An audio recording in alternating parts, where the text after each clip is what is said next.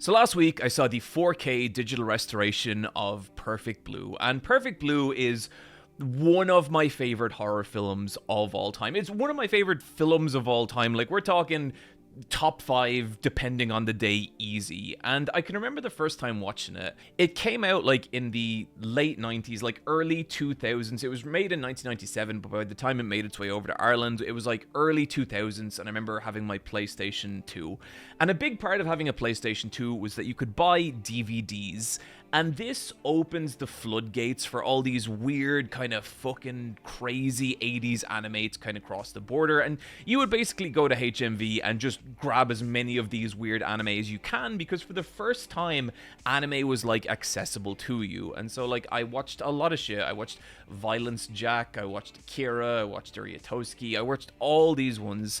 And Perfect Blue was this one where I remember being at my cousin's house and his friend had bought it, and we both stayed up late watching it and had absolutely no idea what the fuck was going on or what was happening. And I couldn't have told you what that film was about. I was like, that is a nonsense film for insane people. But it stuck with me. You know, over the years, it just stuck with me. Whatever the vibe of this movie was, whatever was happening in it, it got to me, even on a level where I didn't literally understand what it was about. It was something that every time I revisited it, I loved it more and more, and I got more a sense of what it was saying. And a huge part of that is this is one of the most like forward-thinking films of all time. When you look at Perfect Blue now and you look at the way it talks about identity and other people's perception of us and how we put ourselves out there, this film is practically about social media before social media existed. It's fucking insane, and it does it all through like the lens of like Japanese pop idols. And we will get to that in a moment, but first, I want to talk about one of the biggest requests I get for the Eyepatch Wolves merch line, and it's like, John, these t-shirts are not scary enough. I need a t-shirt so scary that people will see it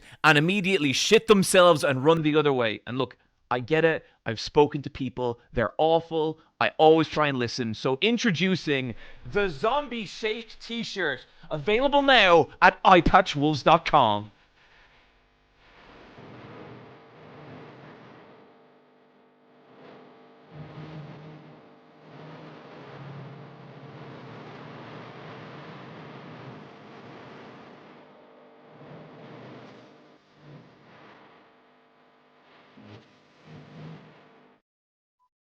And I think that's one thing that really struck me about this 4K restoration when I saw it. When I watch it now, it's less so feeling like Satoshi Kon was trying to make a horror film and more so that he was trying to express something horrifying.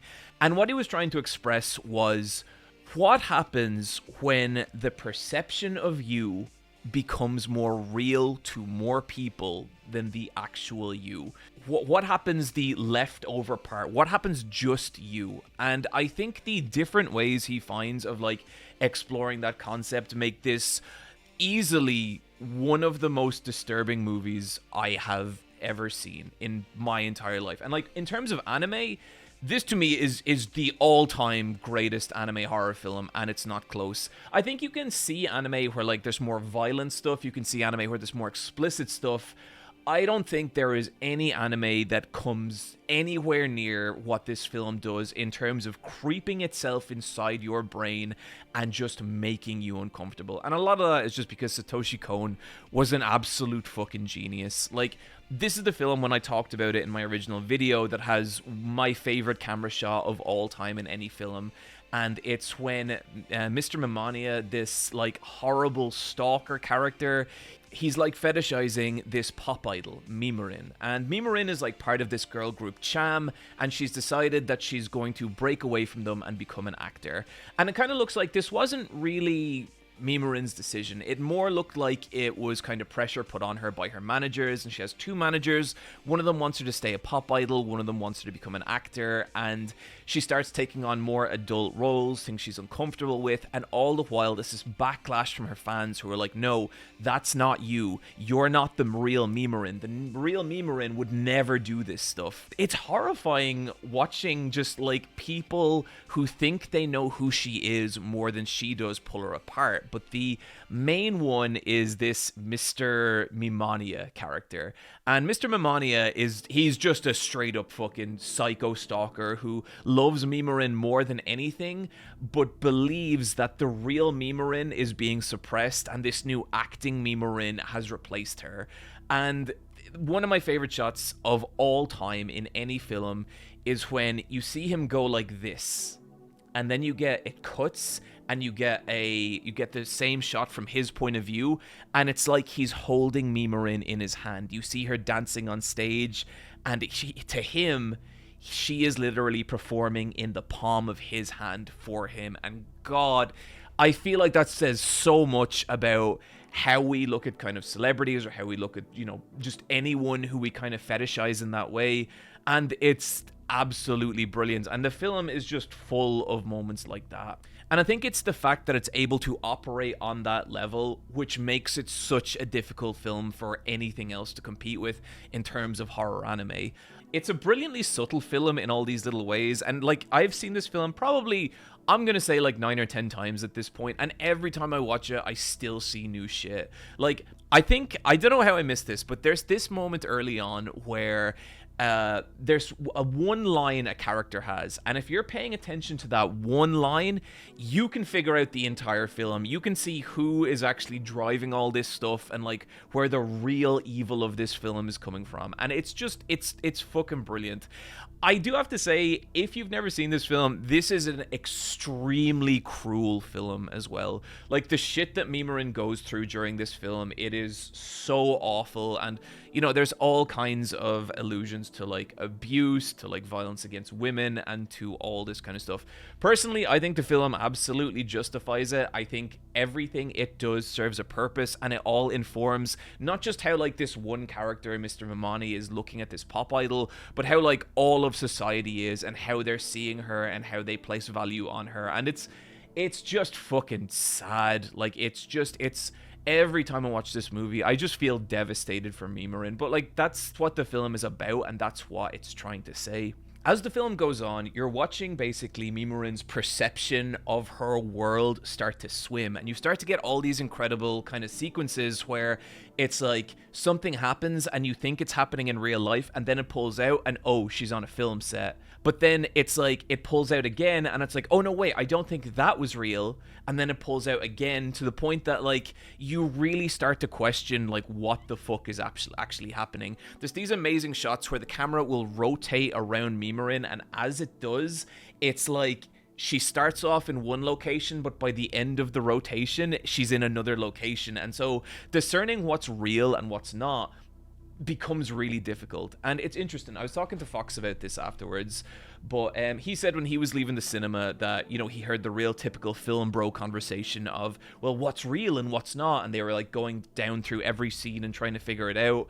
And I really think that is not the point here. I think the point here isn't for you to try and understand which parts of this film happen and which don't. It's more about the actual feeling of this woman's world collapsing and merging with the perception of her world from an outside source, and she gets lost in that. She becomes like unable to discern what is happening at all. And I think this is one of the best films I've ever seen for really like creating that feeling and making you believe in it. And it's fucking phenomenal. And, it's weird. I made this film, I think, when I hit 100,000 subscribers on YouTube. I didn't mean to make it for any particular reason other than just I hit 100,000, and this was the video I was making. And I rewatched it for that, and I remember around 100k is this point on YouTube where people stop perceiving you as like the little guy, or like, this small YouTuber who's trying to make it, and they start seeing you as more like the institution, the establishment, the kind of the norm. And it's also the point where like I kind of started to hear people being like, oh, I liked your old stuff, or like, oh, you've changed. And it was really strange to me, because to me, I was like getting more relaxed on YouTube, and I was starting to be like, okay, you know what, I'm gonna do a video about Silent Hill, I'm gonna do a video about pro wrestling, I'm gonna, put more of myself in this video, I'm gonna get a little more relaxed. And so to me, the videos were becoming more like me. But to my audience, or at least to very specific members of my audience, they had this idea of me, and what they were seeing now wasn't fitting it anymore, And so when I saw that happen in this movie, when I rewatched it for that video, it scared the piss out of me. It actually genuinely really, really freaked me out, And like over the years, I still experience stuff like that, and where it's like, people will be like, you're not being you. I know you. I know what you actually think. And it's like, it's fucking weird, because you do realize that this perception of yourself is out there, and it kind of has a life of its own. And that's, I think, the absolute beauty of this movie. It takes that horror and really creates this incredibly beautiful and terrifying story around it. And, like, it's nearly a shame, because I feel like after all these years, Perfect Blue came out in 1997. We're coming up on the 30-year anniversary of it. I don't think any anime film has ever come close to eliciting the horror this film elicits. And that's not me saying like modern anime is bad. I don't think that at all. I love 90s anime and I love modern anime, and there's amazing things to be found in both. Frieren that came out last year. I think Frieren, you can put that toe to toe with so many classic anime, and like it's right up there. It's fucking brilliant. I knocked my mic. I am sorry.